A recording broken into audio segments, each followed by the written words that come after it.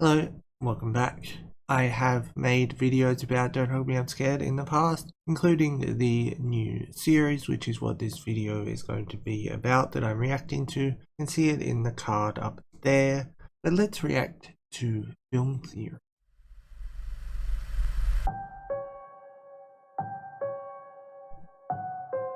Three friends trapped in a house of dread. Lessons taught will fill their head. I don't know who the voiceover is, to be honest.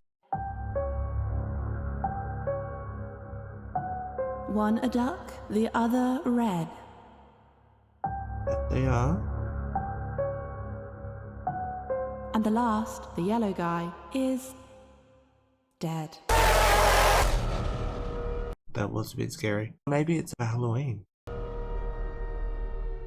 Hello Internet, welcome to Film Theory, the show that knows that a family is just a group of people who live together and have the same lawyer. Ladies and gentlemen, it happened. The new Don't Hug Me I'm Scared TV series has finally hit the airwaves and it is great. To catch you up, Don't Hug Me I'm Scared, or DHMIS for short, started as a series of YouTube videos that took Sesame Street and Jigsaw and then made the two of them kiss. The YouTube series followed three protagonists named Red Guy, Yellow Guy, and Duck as they went. This is like a better explanation than I could ever do. These are really highly produced videos as well. I'm expecting this to be good, as they often are, and I'm curious to see what I did or didn't spot during my viewing, or what I didn't talk about that they had noticed or mentioned in my video about the series. On adventures, learned important lessons about things like or then injected pure nightmare fuel into our eyeballs with imagery like this.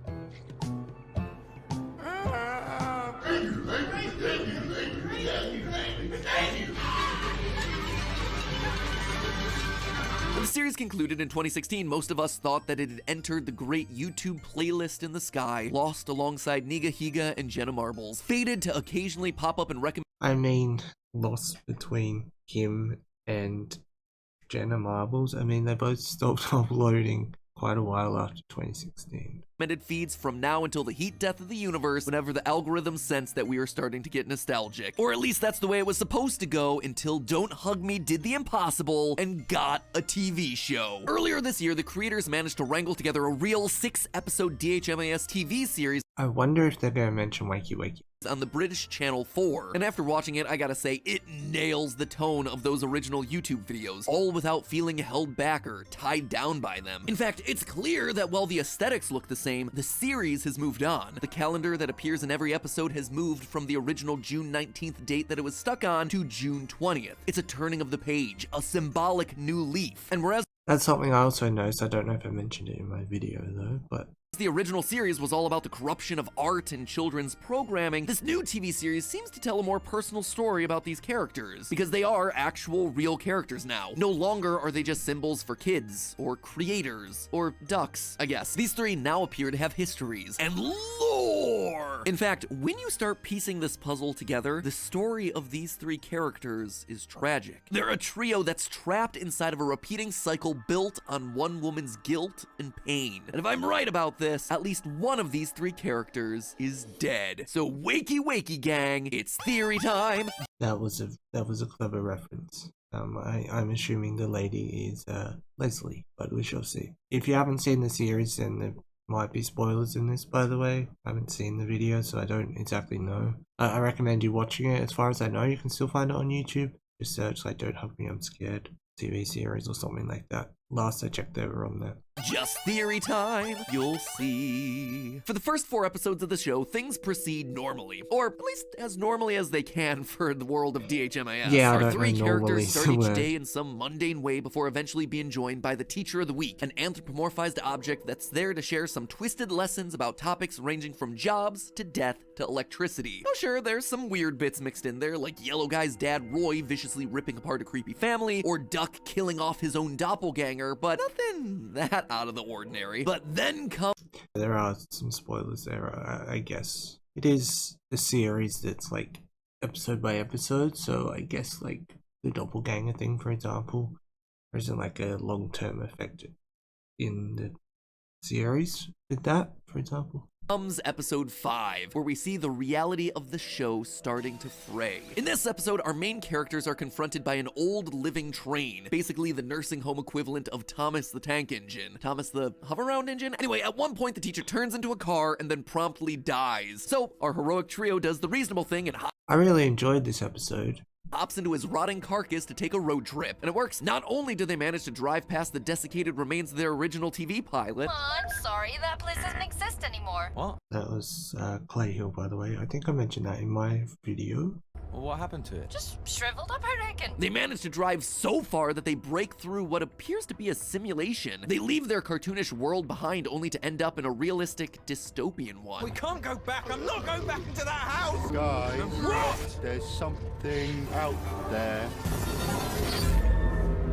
Lost and confused, they set up camp for the night. As they sit around a fire contemplating their new world and hoping that the neighbors will show up to help, a mysterious voice begins to echo through the night. Journeys made and lessons learned. You may feel like you're alone. Suddenly, Yellow Guy sees something out of the corner of his eye, and we cut to black. Only to then watch as a mysterious hand rolls a model of their car up to a dollhouse. The same house that we've been watching at the start of every episode.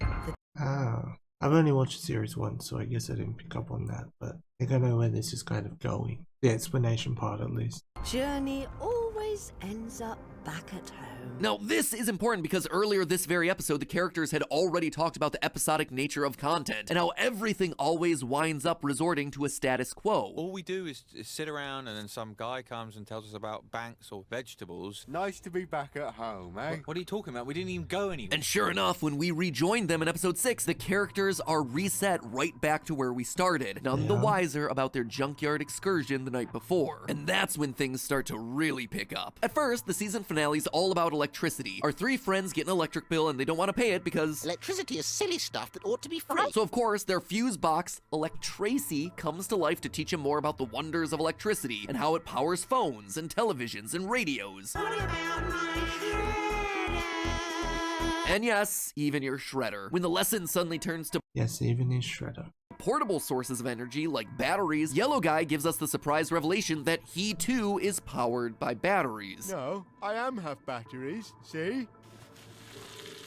Which is a strange detail that we'll come back to. Regardless, his So I guess, what, is he like a cyborg of sorts, maybe? current batteries are old, corroded, and clearly out of juice, so Duck switches them out for Electracies. Suddenly, the once doofy Yellow Guy is juiced up to the max, and instead of being dim-witted, his mind explodes with intelligence. Equipped with this new awareness of the world around him, Yellow Guy becomes the first person of the trio to realize that they're only on the bottom floor of what's a multi-story house. Yellow Guy climbs the stairs to discover the big boy room on the 2nd floor. Inside, he finds older versions of Red Guy and Duck that are able to learn not just one, but 2 lessons in a given day. You seem Big? Yeah, we're big boys. Big boys. Big boys. Try and keep up, mate. Unimpressed, he continues up to the 3rd floor, where he finds the more advanced Oh, it's 3. There's a lot that I wouldn't have picked up on because I've only seen series 1. This is like a recap for me as well. Bigger Boy's room, housing even smarter and more futuristic versions of Red Guy and Duck. Eventually, he's turned off by their heartless and cruel experiments, things like electrocuting an innocent lump of living flesh. So for a final time, Yellow Guy leaves the room and moves up another flight of steps. At the top of the house, things are extremely different. Here, Yellow Guy finds a door labeled Leslie, and we immediately get an answer as to what that means on the other side. My name's Leslie. There's Leslie. It's nice to meet you. It's made clear that this is the woman that we heard reciting the rhyme at the end of episode 5. It was also her gloved hand that was resetting the dollhouse back to square one at the end of the last Yep, I see that now. episode. But now the dollhouse is opened, and we can see small figures of the trio I'm not going to mention the vehicle, the number plate. inside, recreating the exact events that we're watching play out in this episode. Yellow Guy is obviously full of questions, and Leslie promises to answer all of them provided he plays with the dolls. You help me tidy things up around here, and I'll help you. You can also see, actually, if you go here, you can see, look, that's duck. Maybe that's Yellow Guy. Is that Red Guy? I don't know. That's definitely a duck. Answer all of them provided he plays with the dolls. You help me tidy things up around here, and I'll help you. You promise? promise. She then produces a large leather-bound book covered in a wacky-looking code before sending him back downstairs to his friends. Right as he's about to read it, Duck and Red Guy rip the batteries out of his chest in order to power the house. Yellow Guy forgets what the book was for in the first place and decides that it's something Incredible. the season Incredible. Because of the shredder. Yeah. ends as the three friends cheer at the destruction of the book, so close to answers, or even an escape, but instead trapped inside their ceaseless prison once more. Making matters worse, Yellow Guy never realized that there was yet another level to the house that he never got to. It's an incredibly sad, surreal ending I didn't know that. to the season, which leaves us on this unusual cliffhanger. Can Yellow Guy make the journey up the stairs again? Based on the pictures that we see behind him hanging on the wall as he goes up, we know that he's made this journey before. Hopefully there's a second season There you go. I'm learning things. where he's able to do the whole thing again. In the meantime, though, we're left with a lot of questions. The first and foremost being, who or what is Leslie? She's the only human character that we meet throughout all of DHMIS, which in and of itself is odd. Her design is also noteworthy. She's a bizarre mix of puppet and flesh. She's clearly a human, but her coat makes her look like one giant Muppet that's covered in fur, and her face has been stitched and scarred like a creature that's been sewn together. More importantly than her design, though, she acts like the puppeteer for this world. She's the Yeah, I didn't notice about her face and the stitches and stuff like that. one that's turning the crank at the start of every episode. She also appears to be controlling the actions of all the others through her miniature figurines. And when one of the dolls breaks, she has a drawer full of replacements. Oh, sorry. Don't worry, I always make sure that I have plenty of backups. Well, I suspect that I know what's going on here, and it all begins with one key line. As Leslie sends Yellow Guy on his way, he asks whether he can stay on the top floor with her. She immediately rejects the idea by shouting, You're not my real son! Only joking. At first, this just seems like a random outburst, a combination punchline jump scare to keep us on our feet, but I think that I don't know where this is going.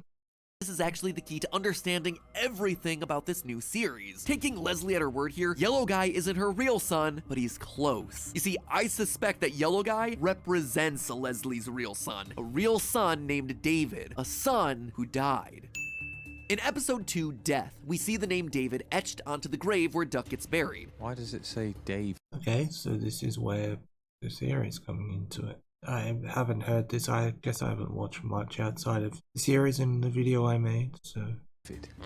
Later, we see a large group of human mourners show up in the kitchen for David's funeral, where they again mistake Duck for David. We're just friends. Friends of David. It wasn't called David. So what would make me say that Yellow Guy is David? Well, take a look at what's stitched into Yellow Guy's overalls. On the front pocket, there's the large letter D, and at the foot of Yellow Guy's bed, the letter D again. In episode 3, Family, And that's valid.